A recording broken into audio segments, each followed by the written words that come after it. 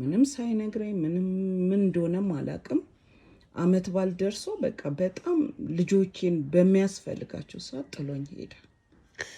ጥሎኝ ሄደ። በቃ በጣም ትልቅ ችግር ተፈጠረ። እጅግሩን ሰባብሮ ቤተሰቡን በታት ነው ባዶን እንዲቀር እዛው አሜሪካ ሀገር እብድ እንዲሆን ፈልጋለሁ። በቃ ብር ላኪልኝ እኔ ትመጫለሽ አይደል? አዎ እኔ ላገባሽ ነው የምፈልገው ሲለኝ እኔ በቃ ብዙ አመት ተጎድቻለሁ አልኩ።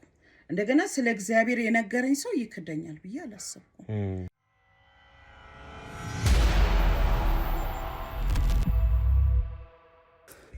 ሰላም ውድ ቤተሰቦቻችን እንደምን አላችሁ? እስክንድር ነኝ። ዛሬም እንግዲህ በአንድ ጉዳይ አንድ ቤት ውስጥ እገኛለሁ። እንግዲህ ውድ ቤተሰቦቼ ያው ቪዲዮዎቻችን በደንብ እየታዩ አይደለምና እናንተም ደግሞ ቪዲዮ ሲጀመር ላይክ፣ ሼር፣ ሰብስክራይብ እያደረጋችሁ ማበረታታታችሁ አይረሳ ለማለት እንወዳለን። ቪዲዮን ስትጀምሩት ላይክ አድርጋችሁ መጀመራችሁ በብዙ መልኩ እኛን ይጠቅመናልና ላይክ አድርጋችሁ እንድትጀምሩት በዚሁ አጋጣሚ በአጽንኦት ለመግለጽ እወዳለሁ።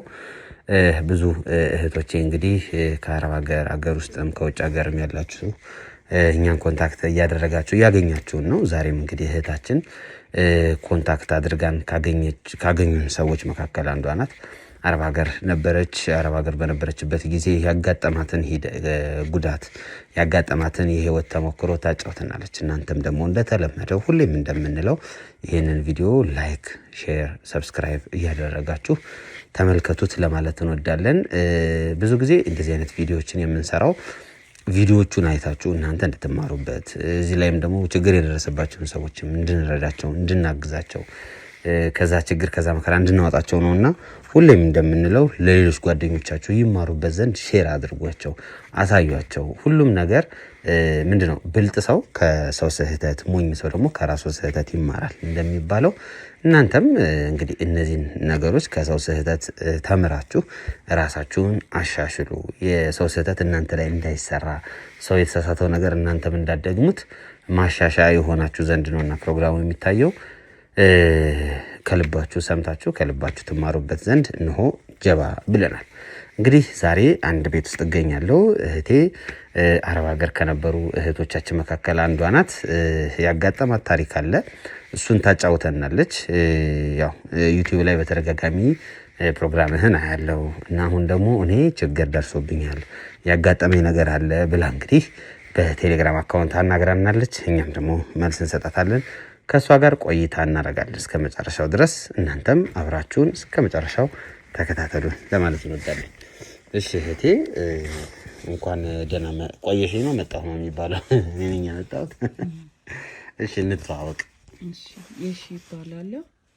እሺ እኔም ያው እስክንድር እባላለሁ። ያው ተዋውቀናል። በእርግጥ የተወሰነውን መረጃ ደግሞ በስልክ ነግረሽኛል። ያለውን ነገር ግልጽ ለማድረግ ያክል ተመልካቾችም ደግሞ ታሪኩ ገብቷቸው እንዲከታተሉን ከመጀመሪያው ጀምሮ ስላጋጠመች ነገር እናወራ። ያው በመጀመሪያ እዚህ ኢትዮጵያ ውስጥ ነበርኩኝ እና ያው እንደ ሰው አግብቻለሁ። እንደ ሰው ደግሞ ልጆች አሉኝ እና አግብቼ 3 ልጅ ወልጃለሁ። 3 ልጆች አሉኝ። 3 ልጆች እያሉኝ ከባለቤቴ ጋር ነበር የምኖረው። አብረን እየኖርን እያለ ከትንሽ ጊዜ በኋላ በቃ 3ኛ ልጅ ከተወለደ በኋላ ብዙ ልንግባባ አልቻልንም። ከዛም በኋላ በቃ ችግርም ሲመጣ የሆነ በቃ አንዳንድ ነገር ላይ እኔ ምን እንደሆነ አላውቅም በፊት የሌለው ባህሪ እያሳየ ቤት ውስጥ ሰላም ይነሳኝ ጀመር። ከዛም ይሁን እስቲ ልጆቼ እስኪያድጉ ብዬ ትንሽ ዝም ማለት መታገስ፣ ያው ሴትም ስለሆንኩ ብዙ ነገሩን ሰርቶ የሚያመጣው እሱ ስለሆነ እኔ ያው የቤት እመቤት ነኝ። ትንሽም ስራ ነው የኔ ደሞዝ ልጆቼን ማሳደግ አይችልም እና ያው ብዙ ነገር እያረገኝ ችዬ የቤቴን ገበና በቤቴ ይዤ ነበር የምንኖረው። ግን የሆነ ጊዜ ሳላስበው ምንም ሳይነግረኝ ምን እንደሆነም አላውቅም አመት ባል ደርሶ በቃ በጣም ልጆቼን በሚያስፈልጋቸው ሰዓት ጥሎኝ ሄደ። በቃ በጣም ትልቅ ችግር ተፈጠረ። አሁን ወደ ቤተሰብ መመለስ ሆነ። በቃ ሰው ሁሉ ቢፈልገው ቤተሰቦቼም በሰው ቢያጠያይቁት ለትንሽ ጊዜ ቤተሰቦቼም ተቀበሉኝ። ከዛም በኋላ ቤተሰብ ላይ ሸክም ሆኖ መቀመጥ በጣም ከበደኝ። እሱ የት እንደሄደ አይታወቅም። በቃ ጥሎኝ ነው የሄደው። እኔ ሴት ወዶ ይሄድ ምን ሆኖ ይሄድ በቃ ራሱን አድራሻውን ስራውን ሁሉ ለቆ ነው የሄደው። መስሪያ ቤትም ብከታተል ቢሄድ ምንም ፍንጭ የሚሰጠኝ ሰው አጣሁ። አስተዳደሩም ጋር ገባሁ። ይኸው ከገባ ስንት ጊዜው ነው። ቀበሌ ፖሊስ ጣቢያ ሁሉ አሳወቅን፣ ግን ምንም የመጣ መረጃ የለም። ስልክ ምናምን አልነበረው? ስልክ ነበረው፣ ስልኩ ዝግ ነው፣ አይሰራም። ቴሌ ሁሉ ይሄ አይሰራም፣ ነት ተሰርቆ ሊሆን ይችላል። እና ግን የሆነ ወሬ ጭምጭምታ ስሰማ ሳያገባ አይቀርም አሉ። የሆነ ጥሎን ሄዶ በቃ ከዛ ነው ይሄንን የበዓል ቀን ጥሎት ሄዶ የበዓል ቀን በቃ የሚያስፈልገን ወቅት። እንዴት ነበር ያወቅሽው የዛኔ እሱ ጥሎሽ መሄዱን? ጥሎኝ መሄዱን ያወቅኩት ልክ በዓል 3 ቀን ነበር የቀረው። ከዛ 3 ቀን ቀርቶት ከዛ ማታ ይመጣል ብለን ብንጠብቅ አይመጣም። ከስራ 10 ሰዓት ተለቆ እቤት 11 12 ሰዓት ይገባል። አንዳንዴ በጣም መጣ ከተባለ 11 ሰዓት ነው የሚገባው። ደግሞ ጠጥቶ ከጓደኞቹም ተጫውቶ ከሆነ 12 ተኩል 12 ሰዓት ወይም 1 ሰዓትም 2 ሰዓትም ያመሻል እንደ ሁኔታው። ከዛ እኛ ማታ ይመጣል ብለን ብንጠብቅ የለም። ከዛ በንጋታው ደግሞ ዋዜማው ነው።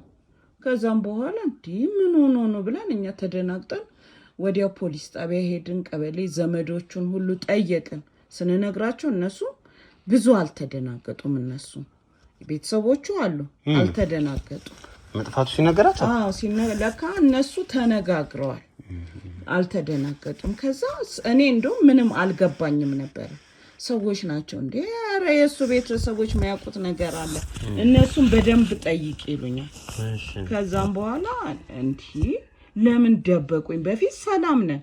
እሱ ባለ ሰዓት እኔና እነሱን የሚያገናኘን ነገር ምንም ነገር አልነበረም። ለምን ደበቁኝ ብዬ አረን ያልጠይቃቸውን ብዬ ተናድጄ ተውኩኝ። ለካ ባዳ ነኝ ብዬ በጣም አዘንኩባቸው። ልጆች የእሱ ልጆች አይደሉ እነዚህ እኔ ልጆች ቢሆኑም ከእሱ ጋር ሆኜ የወለድካቸው ለካ ለውሸት ነበረ ልጆቼንም የሚወዱት ብዬ ሆዴ ባንዴ ተስፋ ቆረጠ። ከዛ በቃ ቤተሰብ ጋር ገባሁ። ቤተሰብ ጋር ደግሞ ስገባ እኔን አሳድገውኝ እናትና አባቴ ኑሯቸው ያው የደከመ ነው። ከዛም በኋላ እንደገና ልጆች ይዞ ለነሱ መሸከም መሆኑ በጣም በቃ ደከመኝ። ከዛም በኋላ ሳስበው ምንም እኔ ሰርቼ የመጣሁት በፊት እሱ ነው ትልቁን ነገር የሚይዘው። አሁን ግን እኔ ሰርቼ የመጣሁት አይደለም ለልጆቼ ምንም ማድረግ አልቻልኩም። ከዛ በቃ አየውና ለምን አረብ ሀገር አልሄድም ብዬ ጓደኛዬን አማከርኳት። ሂጂ በቃ ልጆችሽን እዚህ ካረግሽ እዛ ሄደሽ ብትረጃቸው ይሻልሻል። እሺ ብዬ በቃ እግዚአብሔር ሆይ አንተ እርዳኝ ብዬ ሰው እንደሚሄደውማ መሄድ አለብኝ ብዬ እናቴን አሳመንኳት። ከዛ እዛ ሆኜ ለልጆቼም ለእናንተ መልካለሁ ብዬ እንደምንም ብዬ አባቴንም ለምኜ ተነስቼ ሄድኩኝ። እነሱ ይሻሉሽ? እንደምንም በስንት ስቃይ እግራቸው ላይ ወድቄ ፈቃደኛ አልነበሩ። መጀመሪያ በቃ አንቺም እንደ አባታቸው ጠለሽ ልጠፊ ነው አሉኝ። አልቀበልም አሉኝ። እዚህ ሆነሽ እንደምንም ተንከራተሽ አሳድጊያለሁ። ከዛ እኔ ለእነሱም ኑሯቸው እነሱም ላይ እንዳልፈርድ ኑሯቸው የወረደ ነው እና ልጆቼ ደግሞ አሁን አንደኛው ልጅ ደግሞ ታላቅየው በትምህርት ሄዷል። ስለዚህ ይሄ ልጅ ከትምህርቱ ሊስተጓጎል ነው። እኔ ስጨነቅ አይቶ እሱ ወደ ጎዳና ሊወጣብኝ ነው። ከዛም በኋላ እዛ እናትሽ አባትሽ ጋር በመኖርበት ሰዓት አሪፍ አልነበረም ኑሯችሁ ማለት ነው? ኑሯችን በቃ የወረደ ነው። በቃ እናትና አባቴ ብዙም ኑሯቸው ይሄን ነው ምልህ አይደለም። ከዛም በኋላ በቃ ልጄ ደግሞ እኔ ስጨነቀውን አይቶ ከዛም በኋላ መሸከም ጀመረ። ከዛ ጎረቤት ነገረኝ፣ ኧረ ልጅሽ መሸከም ጀምሯ ሲሉኝ ወይኔ በቃ ትምህርቱን ይተዋል ብዬ በቃ ያኔ ነው ምርር ያለ ነገር ወደ አረብ ሀገር እንደሄደ ስጠይቂው። ግን ምን አለሽ ልጅሽ? ይክደኝ ይዋሸኝ። አላረኩም። እኔ ትምህርት ቤት ነው ሄድኩ። ለካ እሱ ከትምህርት ቤት እየቀረ ከዛ የሆነ ቀን ብዙ ብር አገኘው ብሎ አመጣልኝ። እኔም ቸግሮኝ ስለነበረ ተቀበልኩት። እንዴት አመጣህ ማለት ነው? አግኝቼ ነው ከመንገድ ላይ ሲለኝ እንግዲህ ዋሽቶኝ አያውቅም ይሄ ልጅ። በዛ አመንኩት። እኔም ደግሞ ቸግሮኝ ስለነበረ በሰዓቱ ችግሬን መሸፈኛ እንጂ ያየሁት የልጁ ከዛ ሰው ተሸክሞ አየሁት ሲለኝ በቃ ውስጤ ምን አለ። በቃ ከዛም በኋላ በቃ ወሰንኩኝ መሄድ አለብኝ ብዬ እንደምንም እግዚአብሔር ይስጣቸው የማውቃቸው ሰዎች ሁሉ እረዱኝ። ማለት እንድወጣ በቃ እዛ ልጆቼን ቤተሰብ ጋር መግባት አግብተ ወጥተ ተመልሰን እንደገና ቤተሰብ ላይ ሸክም መሆን በጣም በቃ ስለኔ ብዙ ሰው አዘነ። ልጆቼን ይዤ እንደገና ቤተሰብ ላይ ከዛ ዘመድም አረ ሂጂ ምን ሰው የሆነውን ትወኛለሽ አሉ። ሰው ራሱ እኮ ያበረታታሻል። ኑሮሽም እዚህ ያለው ኑሮ ከጆዳፍ ከሆነ ከዛ ድክም ብሎኝ ነበረ። በቃ እናቴንም አባቴንም ማየት አይናቸውን ማየት በጣም ለኔ ከብዶኝ ነበረ። ስራውዬ ስመጣ የነሱን አይን ማየት ለኔ ሰቀቃ ነበር። በጣም በቃ የተቸገርኩት። ከዛ ተነሳውና ሄጄ በቃ ልጆቼም በቃ እንደሄድኩ እግዚአብሔር ረዳኝ። ጥሩ ቤት አገኘው። ከዛም በኋላ እንደውም የሚያዝኑልኝ ሰዎች ጋር እንደውም እዛ አረብ ሀገር መጥፎ ናቸው እንዲህ ናቸው ይባላል። እኔ ግን እንደው ስራዬን በቃ ልጆቼ እንዲራቡ ልጆቼ ከትምህርታቸው እንዳይቀሩ ስለምፈልግ ጓደኞቼንም እየደወልኩ አደራላለሁ። እግዚአብሔር ለልጆቼ ጥሩ ቤት ሰጠኝ እና ወዲያው ነው በሄድኩ በሁለተኛው ወር ብር መላክ ጀመርኩ እና ልጆቼ እንደውም መንግስት እንዳይማሩ በቃ ችን አመት ይጨርሱ ከዛ በሚቀጥለው የግል ይማሩ ይሄ ትልቁም ልጅ በደንብ መማር አለበት ብዬ ልጁን ሁሌ በስልክ አናግረዋለሁ። ስልክም ገዛሁለት ለልጅ ከዛን አንተ ስለ ኑሮ እንዳታስብ ትንሽ ጊዜ ነው እቺን ችግራችንን ስንወጣ አንተ ስራ ስትይዝ የኛ ቤት ችግር ያልቃል እለዋለሁ እና እኔም ከአረብ ሀገር እመጣለሁ አንተ ብቻ በርታና ተማርልኝ ታናናሾችን አስጠናልኝ እለዋለሁ እና መጀመሪያ በቃ እንደሄድኩ እኔ በቃ ሚራቡ ነው የሚመስለኝ እዚህ ኑሮ ናይቸው ስለሄድኩኝና ቶሎ ነበረ በቃ በወርም በቀባ እልክ ነበረ። ከዛን በእናቴ አካውንት ደግሞ አስቀምጪ እያልኩኝ ደግሞ ለነሱ የሚሆነውን ከወሰዱ በኋላ ለእናቴ ነግራታለሁ። እናቴም እግዚአብሔር ይስጣት ታስቀምጣለች። ለልጆቹ የሚያስፈልጋቸውን ካደረገች በኋላ ታስቀምጣለች። ከዛ ሲባል ብዙ አመት ሆነኝ በቃ ልጆቼም ከዛ አንደኛው ወደ ዩኒቨርሲቲ ይገባል። ከዛ እሱ ደግሞ ሌሎቹን ከስር ያሉትን እየኮተኮተ እላይ ያደረሰልኝ። ያው እንደሱ ጎበዝም ባይሆኑ እሱ በቃ የመጀመሪያ እንትን ሄዱ አላማም ስላለው ዩኒቨርሲቲ ይገባልኝ። ዩኒቨርሲቲ ሲገባልኝ በቃ ለኔ ትልቅ ነገር ነው። ለምን እኔ እዛ ሆኜ የኔ ድካም ልጄ ላይ ማረፉ በጣም ነው ደስ ያለኝ። ከዛን እያልኩ እነዚህም ወደ ኮሌጅ እየገቡ ያ ደግሞ ዶክትሬት ነበር የሚያጠናው እና በጣም ረጅም አመት ስለሆነ እነሱንም ከስር እየመጣ እየተቆጣጠረ እንደ አባት ሁንለዋለሁ። ሁሌ መክሯለሁ። አንተ አባት ነህ ለወንድሞች አንተ አባት ነህ ምከራቸው ላለሁ። ያን ሁሉ እንኳን ሲሆን ልጆቹን አንድ ቀን መጥቶ አያም። እኔ እዛ ሆኜ መጠይቃለሁ። አባትየው ይመጣል ስላቸው አረኛ እናቆም ይሉኛል። አይቶንም አያውቅም እና የሱ ቤተሰቦችስ አይጠይቋቸው ጭራሽ አይጠይቋቸው። ከዛም በኋላ በቃ እንደዛ እየኖርኩ ብዙ አመት ሆነኝ እዛ አረብ ሀገር ማለት ነው። እኔ በጣም ብዙ አመት ሆነኝ። በቃ ለእናቴም ብር ልካለሁ። ከዛ በአንድ ጓደኛዬ ነበረች እዛ አረብ ሀገር የተዋወቅኳት። ከዛ እሷ እየሰራች እያለ ቆይታለች። እሷም ወደዚህ ተመለሰች ወደ ኢትዮጵያ ተመለሰች። ከዛ ብዙ አመት ቢያንስ 2 አመት ወይ 3 አመት ይሆናል ተራርቀን። ከዛን እኔ በቃ ስለ ኢትዮጵያ ትዝ አለችኝና አንድ ቀን ቆይ እስቲ ለምን እሷ እዚህ ቆይታ ስለሄደች እስቲ እንዴት እንደሆነ ልጠይቃት ብዬ ወደሷ ደወልኩ። አንቺ በዚህ ሁሉ አመት እዛ በነበርሽበት አመት ኢትዮጵያ መተሻተቀ አላቅም ለምን ልጆቼ በቃ ትልቅ ደረጃ እኔ አላማ የምንድነው ልጆቼ ተምረው እኔ እንደሆንኩት ሳይሆኑ የራሳቸውን ነገር ይዘው መምጣት ነው የምፈልገው። ተመልሼ ቤተሰብ ላይ ሸክም መሆን አልፈልግም። ቤተሰቦቼም ደግሞ በእኔ እንዲማረሩ አልፈልግም። ለምን እነሱ አስተምረውኝ አሳድገውኝ ለትልቅ ማዕረግ ካደረሱኝ በኋላ ድንገት በማላውቀው ነገር ይጨነገፋል።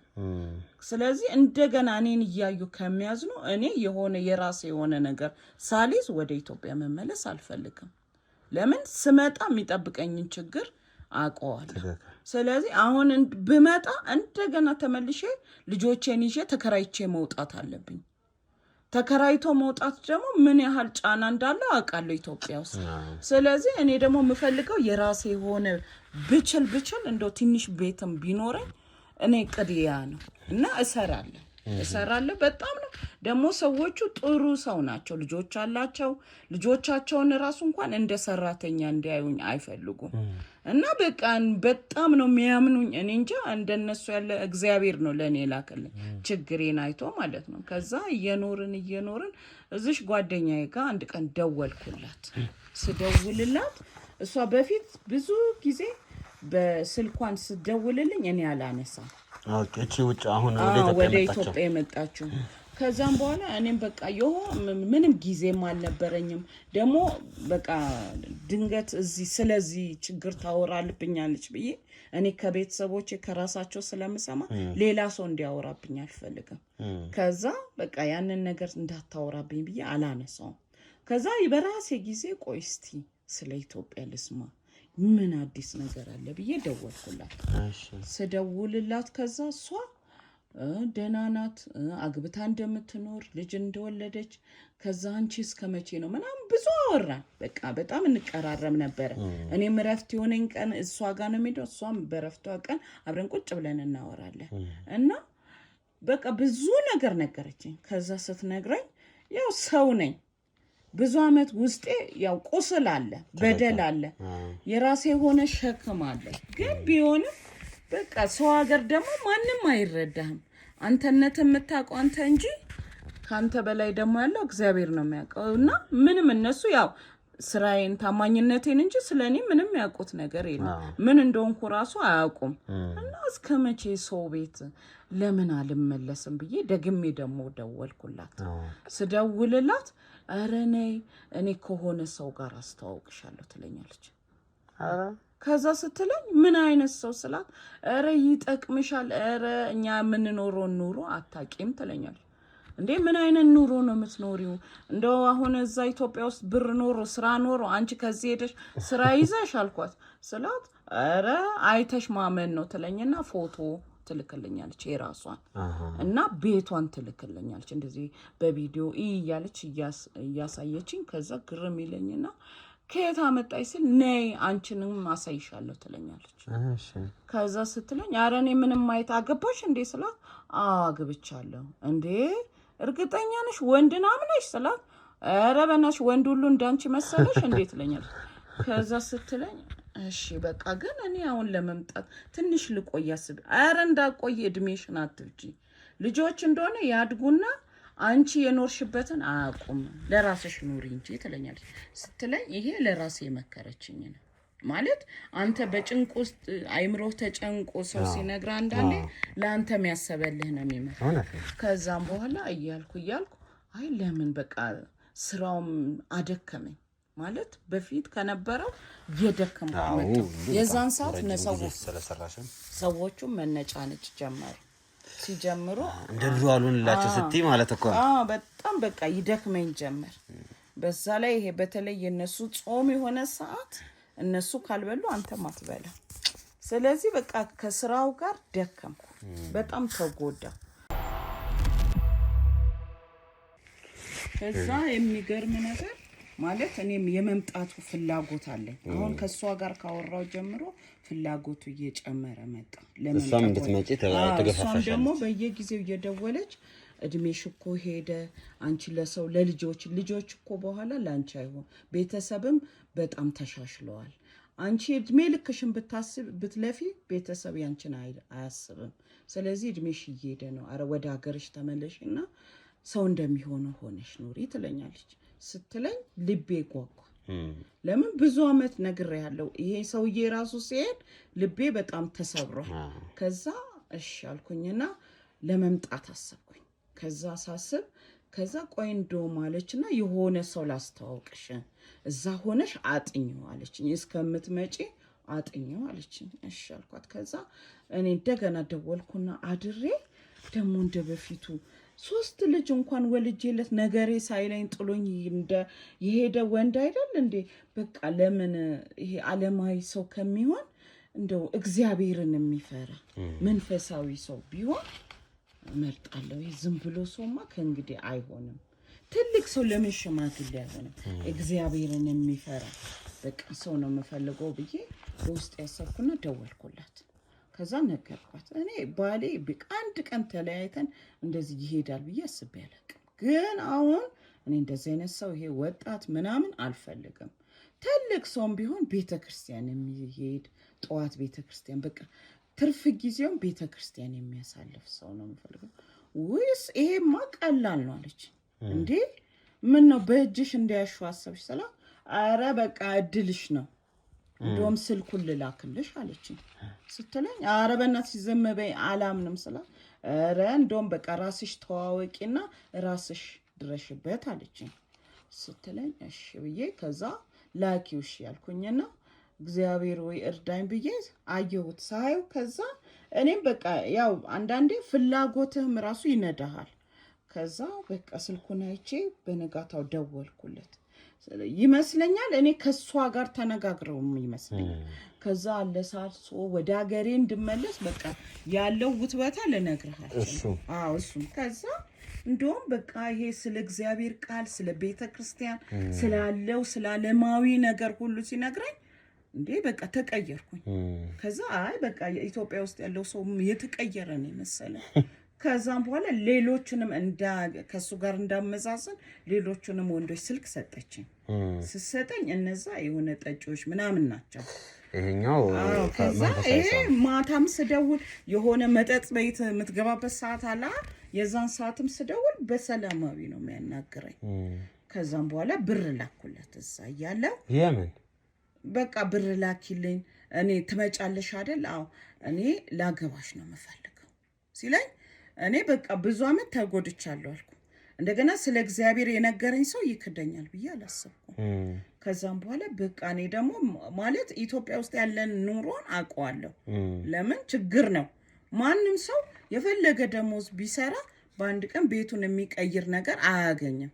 ከዛም በኋላ እኔ አሁን ወደ ቤተሰብ ከምልከው መቆጠብ ቆጥቤ ራሴ ጋር አስቀመጥኩና ይሁን እስቲ ለመጀመሪያ ብዬ $25 ላኩለት። ከዛ ስልክለት ሶፋ ገዛው ብሎ ፎቶ አሳየ። ከዛ ይሄማ በቃ እውነትም የመኖር እቅድ ከኔ ጋር ያለው ሰው ነው ብዬ በቃ ልነግርህ አልችልም እንዴት እንዳመንኩት። ከዛ በቃ የመምጣት ፍላጎት አሁን እየጨመረ ነው። ከዛ የሚገርም ነገር አሁን እኔን ለቤተክርስቲያን እንደገና አሁንም ለማስቀደስ $44,000 ላኪ። በታቦት ስም ነው የሚቀደስልኝ። ዶላር ነው ብር ነው? ብር 44,000 ብር ላኪልኝ። ስለዚህ በታቦት ስም ነው የሚቀደሰው። ለምን ብዙ ሰዎች ተጋብተው ቅዱስ ሳያስጸልዩ እየተጋቡ ይፋታሉ። እንዳንፋታ እናንተ በፊት ማሰብ እንደ በፊቱ ችግር እንዳይገጥምሽ አብረን እንድንኖር መጀመሪያ ለቄሶች ማስጸለይ ያለብን አለኝ። እሺ ብዬ አመንኩት። ከዛ ይሄማ ጥሩ ሰው ነው ብዬ ለጓደኛዬ ደግሞ ሳማክራት እኔ ከፈለሽ ልብሽ እንዳለሽ ካላለሽ አትላኪ ካለሽ ግን ላኪ አለችኝ። ስትለኝ አይ እሷን በቃ የምታውቀው ነገር አለ ብዬ አመንኳት። ደግሞ ለቤተሰቦች ያልነግራቸው ደብቄያቸዋለሁ። የወንድም ጉዳይ ስለሆነ ከዛ ድብቅ እነሱ ደግሞ እንዳገባም አይፈልጉም። ለምን መጀመሪያ የቆሸሸ ነገር ስላለ ድጋሚ እንድበደል አይፈልጉም። ከዛ አልነገርኳቸው። እሺ ብዬ ላኩኝ። ከዛ ስልክለት ከዛ ትንሽ ቆየ ማለት የሆነ ድምፁን አጠፋና ስልክም ስደውል አያነሳም። ምንድነው ብዬ ከዛ ውስጤ አንዳንዴ እንደመቆ አንዳንዴ ደግሞ ተረጋጊ ይላለሁ ራሴ። ከዛም በኋላ ከሳምንት በኋላ ስልክ ደወለና ደውይ አለ። እሺ ብዬ እኔ ደግሞ ይቆጥርበታል ብዬ ራሴ ደወልኩኝ። ስደውል አመጭም ወይ አለኝ። እኔ እኮ ያስጸለይ ነው ራሱ እንዲያመጣሽ ነበረ ሲለ እንዴ ያመጣል እንዴ ብዬ ከዛ ጠየቅኩት። ያመጣል እንዴ ሲል አዎ ትመጣለች ራሷ ሲሉኝ እኮ እየጠበቅኩሽ ነበረ። እኔ መምጣትሽን በአካል መምጣትሽን ነው የምፈልገው አለ። ከዛ ነው እንዴ ቆይ ትንሽ ልስራ የሆነ በጀት ያስፈልገናል ትንሽ ልስራ ስለ አረ ቶሎ እንድትመጪ ነው የምፈልገው አለ።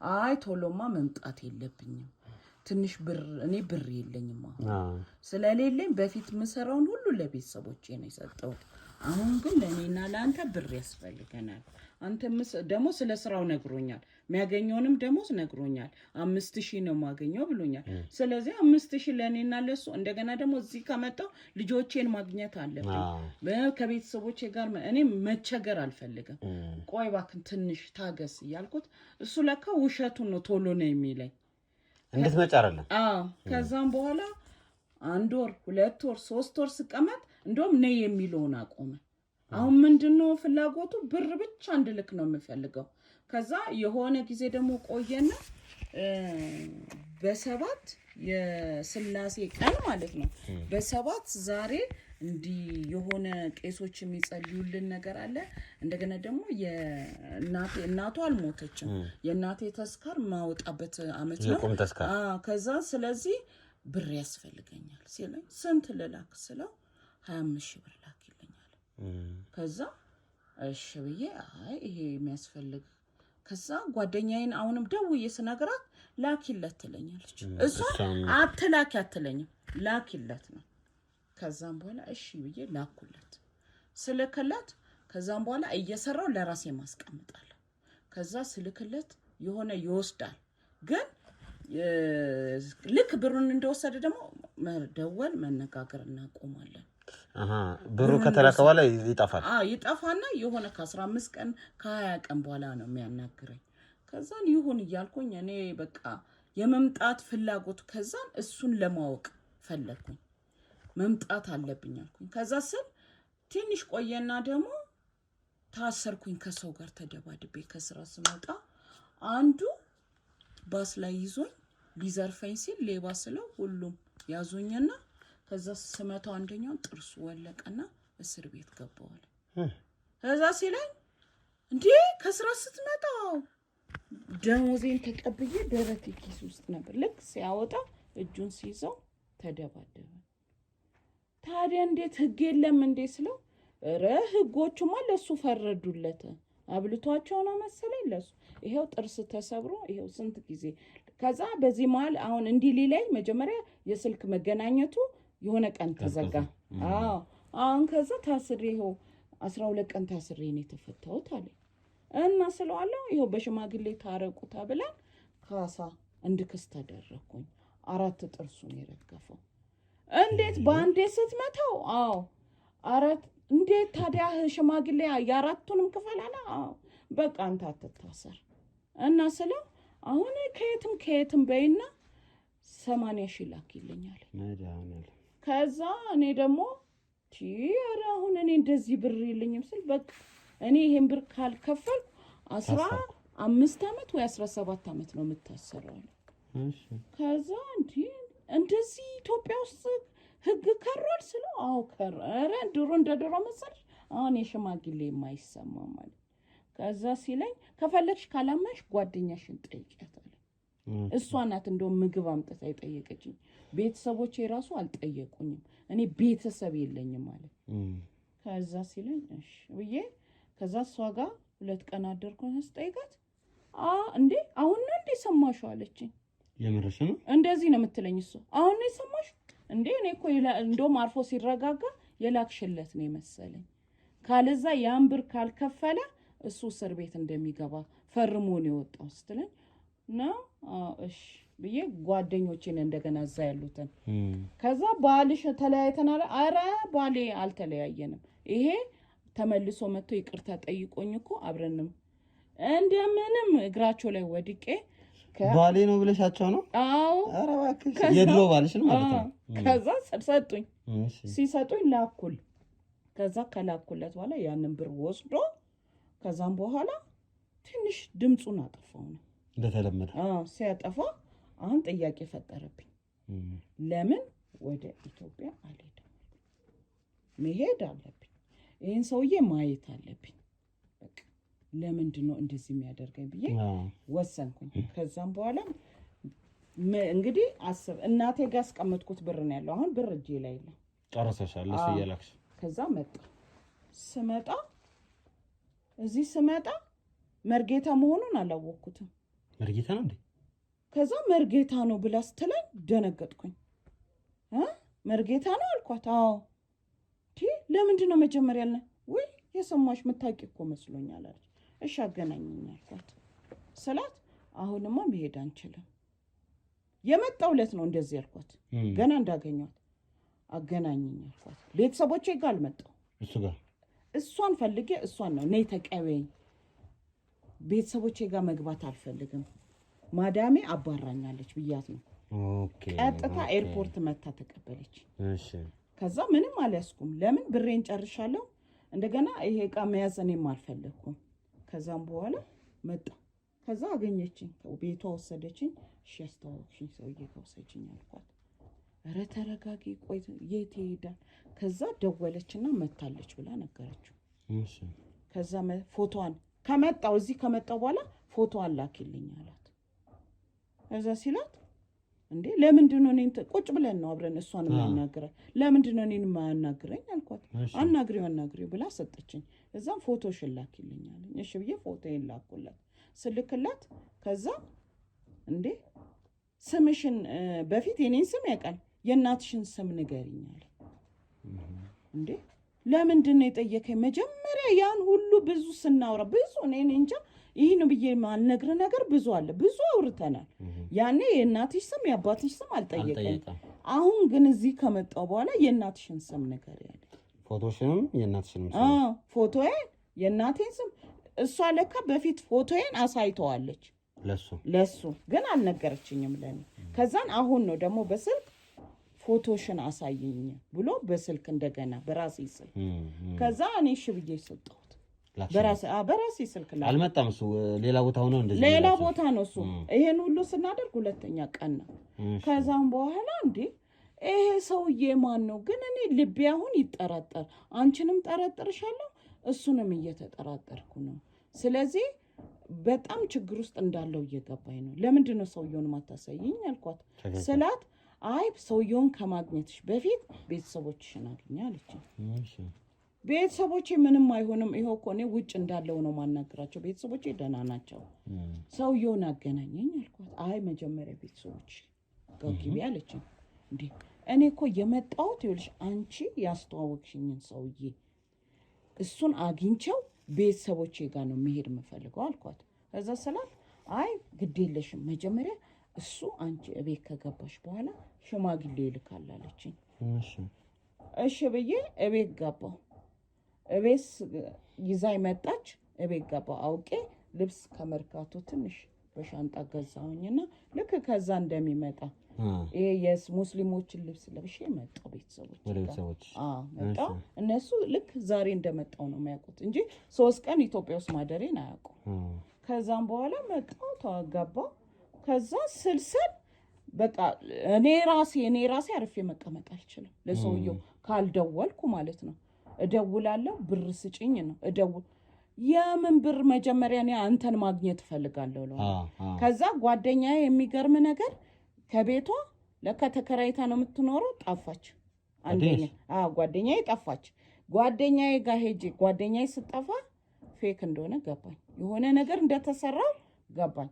ከዛም በኋላ ልክ ስደውልለት ምንድነው ተረጋጊ፣ እኔን ለማየት ምን ነው ቸኮልሽ? ቤተሰቦችሽ ጋር ሽማግሌ ልካለሁ። ምንድነው ሴት አይደለሽ እንደ ያርፈሽ ቤትሽ ተቀመጪ። ልገዢ ሰውየው ማለት ነው። ልገዢኝ ፈለግሽ ይለኛል። እሷ ግን ድምጿን አጥፋች። እሷ ጠፋች። ማን ነው ስሟ? እሷ መሰረት ነው። እቤት ካገባችኝ በኋላ ጠፋች እሷ። እሺ ከዛም በኋላ በቃ የሆነ ነገር እንደተደረገ ገባኝ። ተረጋጊ፣ የሆነ ይሰድበኛል። ከዛም በኋላ ለማን ልናገር ይሄን ነገር? ያወጣሁት እንደውም ረስቻለሁ። ብዙ ብር ያወጣሁት ብር ቀላል አይደለም፣ ግን ሰውየውን ላገኘው አልቻልኩም። ከዛም በኋላ ቴሌ ሄድኩኝ። ቴሌ ሄጄ ስልኩን ላስወጣ ስል ከዛ ስልኩ ተዘግቷል፣ አይሰራም። እና መታወቂያውን ማን እንደሆነ ማወቅ እፈልጋለሁ ስል በፍርድ ቤት ትእዛዝ ስታመጪ ነው የፖሊስ። ከዛ ትእዛዝ ሳመጣ ነው እሺ። ከዛ የሆነ ጊዜ ይዘጋና ይከፍታል። ስልኩን ይከፍትና ብር ነው በቃ የሚጠይቀኝ። ከዛ ስልክ ያልሰንስ እኔ ደግሞ ልካለሁ። ምን እንደሆነ አላውቅም። ላኪ ይለኛል። በጣም እኮ እናደዳለሁ። ሳጣው ግን ላኪ። አሁን እናቴ ጋር የተቀመጠውን ብር እያወጣው መላክ ጀመርኩ። ከዛ አሁን አንቺ እየነገርሽኝ ያለሽው ሰውየው በደወለ ቁጥር ብር ላኪ ይለኛል። እኔ ደግሞ ከመላክ ውጪ ሌላ ማረጋው ነገር እንዴ ማለት አልችልም። ከዛም በኋላ በቃ የሆነ ጊዜ ቁጭ ብዬ ራሴን ሳስበው ምን እየሆንኩ እንዳለ ራሱ ላውቀው አልቻልኩም። እና እኔ አሁን እናንተ ዩቲዩብ ላይ የምታደርጉትን ነገር ብዙ ጊዜ ለብዙ ሰዎች መልስ የሆናችሁ ስላየው እኔ አሁን ለቤተሰቦቼ ራሱ ምን ብዬ ነው የምናገረው? ብዙ ብር እኔ እንጃ እኔ ስንትና ስንት ብር ይሄ ራሱ በቃሌ ነገርኩ ትንሹ ነው ማቀው ነው እሱ ማአት ጊዜ ብር በቃ ብር ላኪ ነው። መጨረሻ ላይ ያመኝ ጀመር። ያመኛል በቃ ስልኩን ካልነካው ያመኛል። በስልክ እሱን ካላወራው ያመኛል። ይሄ ምንድነው ብዬ ላንዷ የምር ግን መርጌታ ነው ሰውየው መርጌታ ነው አለችኝ። እኔ አለችኝ ነው እንጂ አላረጋግጥም። እኔ አላረጋግጥ ምንድነው በራሴ ጠራጠርኩት። መርጌታ ነው ስትለኝ ማለት ስልኩን ካልደወልኩ እኔ ለሱ ካልደወልኩ ያመኛል። እንደገና ብር ስጪኝ ካለኝ እደነግጣለሁ፣ ውስጤ ይደነግጣል፣ እሰጠዋለሁ። ከዛም በኋላ በቃ ምንም አልሰጥም፣ ሁለተኛ አላናግረውም ብዬ ስልኩን ቁጭ አድርጌ ሲደውል ግን አነሳለሁ። የሚገርም ነገር አንስቼ ብሩን ይሄን ያህል 15000 ደግሞ ወደ ኢትዮጵያ ስመጣ 15000 10000 8000 የሆነ ታቦት እየጠራ ላኪልኝ።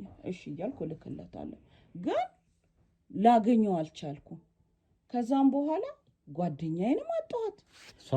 እሷም ጠፋች። ያገናኘችኝ እማምናትም ጓደኛዬ ጠፋች። ለቤተሰብ ራሱ አሁን ቤተሰብ ራሱ አያውቅም እኔ ምን እንደማደርግ። በጣም ራሴን እያመመኝ ስለሆነ መርጌታ ስለሆነ ይሄ ሰውዬ በእኔ ላይ የሆነ ነገር ለምን ስልኩን እና ስልኩን ስነካ ነው በቃ ስልክ ሲደውል አሁንም የፈለገ ነገር ቢጠይቀኝ ሰጠዋለሁ።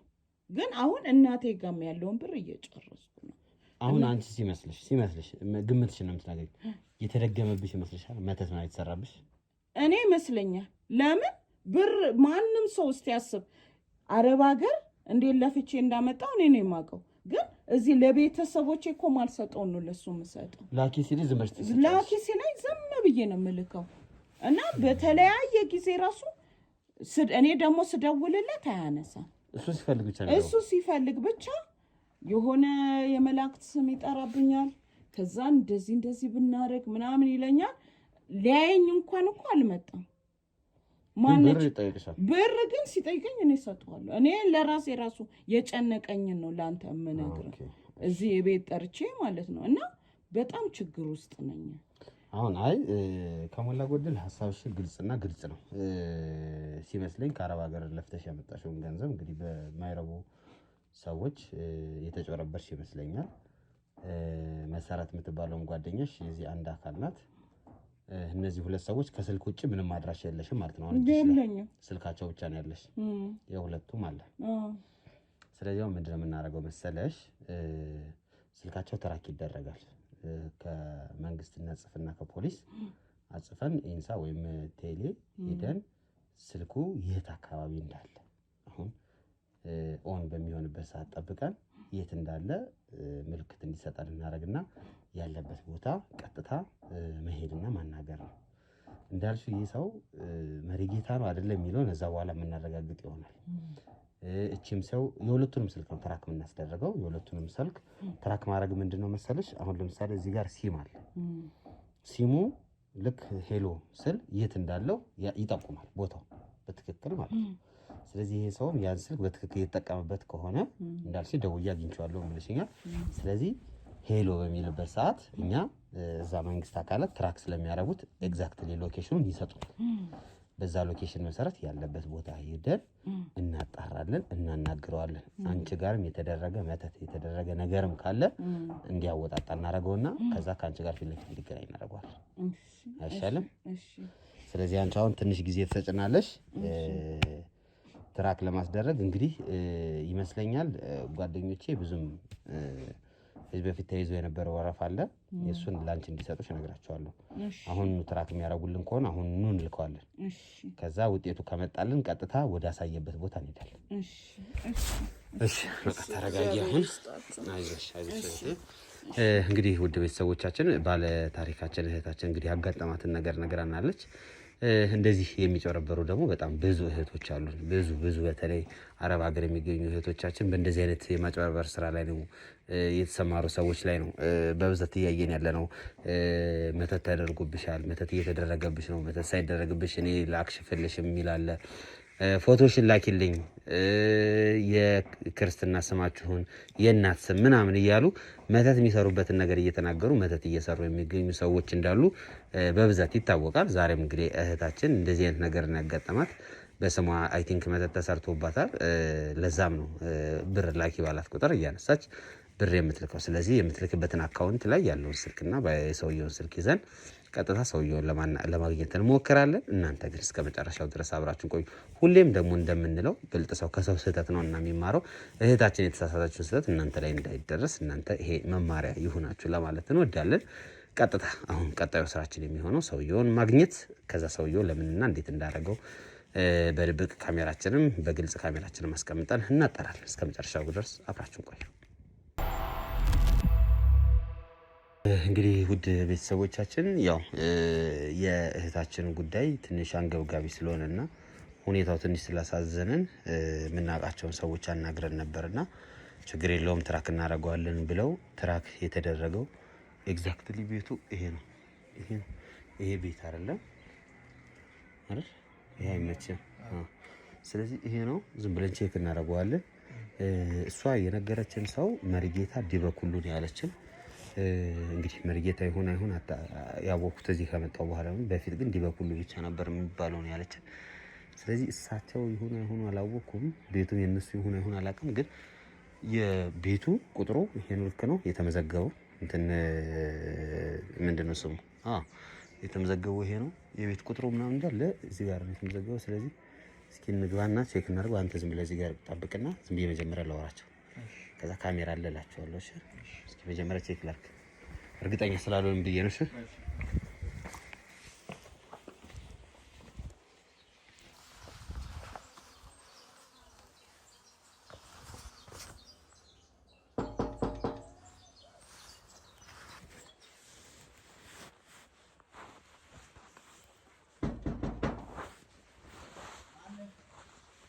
ሰላም ነው? እንዴት አላችሁ? ሰላም ናችሁ? እስክንድር እባላለሁ እና ከውጭ ነበር የመጣሁት።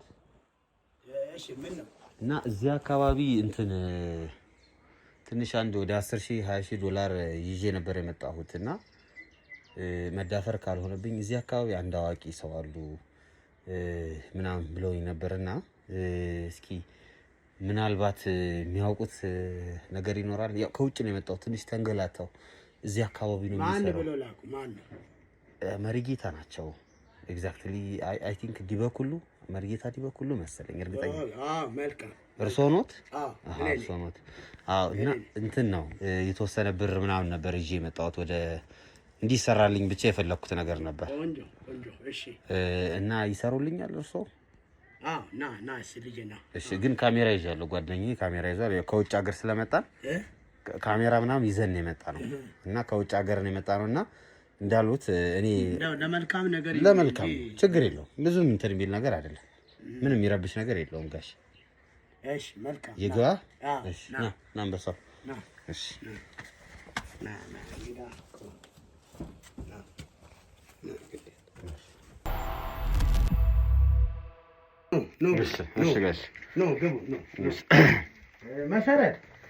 መሰረት እና የት ነሽ? ሰላም ነው? እንዴት ነሽ? ሰላም ነው? እንዴት ነሽ?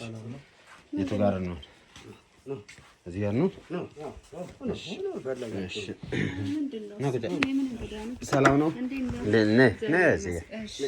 ከውጭ መተን ነው እና እሳቸው አንዳንድ ነገር አግዛቸው ይምጡ። እዚህ ጋር ይሻላል መሰለህ። ሰው እዚህ ጋር አይ ለካሜራው እንዲመቸኝ ይሁን።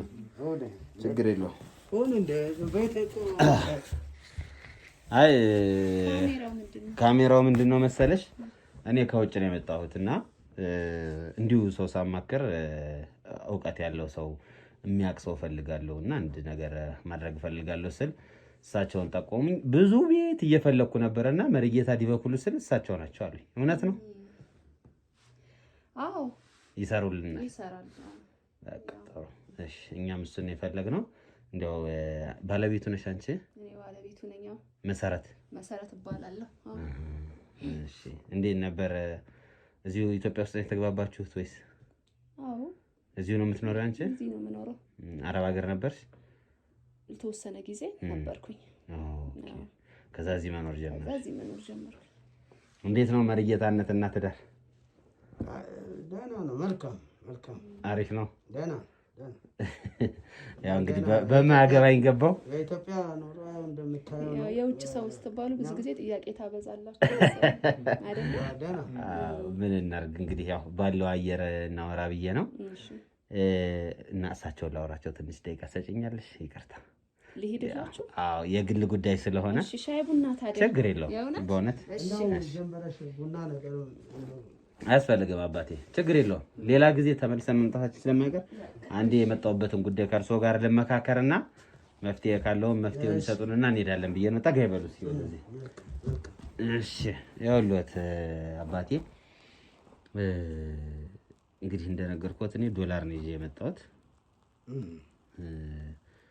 እንግዲህ ዶላሩንም ለእርሶ ነው ልሰጠውት የመጣው። አንዱ 10 ሺው ግብር ነው፣ 10 ሺው ደግሞ ለሚያረጉት ለሚደረገው ብቻ ለምናምኑ እንዲያረጉት ነውና እዛ ውጪ አሜሪካ ዋሽንግተን ነው የምኖረው እና አንድ አብሮ የሚሰራ ሰው ነበር እና እሱ ስራዬን በሙሉ እያበላሽ ትንሽ አስቸግሮኛል እና ምናልባት ፈቃደኛ ከሆኑ የሚሰሩልኝ ከሆኑ እንዳልኩትን ግብሩን አስገባለሁ። እጅግሩን ሰባብረው ቤተሰቡን በታት ነው ባዶን እንዲቀር እዛው አሜሪካ ሀገር እብድ እንዲሆን እፈልጋለሁ።